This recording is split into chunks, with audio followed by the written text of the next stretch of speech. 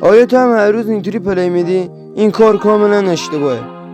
وارد تنظیمات میشید و سمت چپ روی گزینه بیسیک میزنید، دومی، و تا آخر میرید پایین و این گزینه رو تا آخر میبرید، یعنی تا 80. و حالا اسکرینتون از صفحه دور میشه و دیدتون بازتر میشه. وقتی میخواید دراز بکشی روی دکمه نشستن نگه میرید تا اسکرینت دراز بکشه. این کار کاملا اشتباهه. وارد تنظیمات میشید، سمت چپ روی گزینه دوم بیسیک میزنید و این گزینه رو آف میکنید.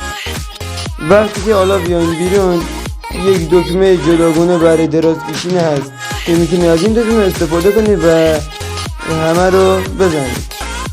اگه از این ویدیو خوشت اومد کانال ما رو سابسکرایب کن و تا ویدیو دیگه خدا نگهدار.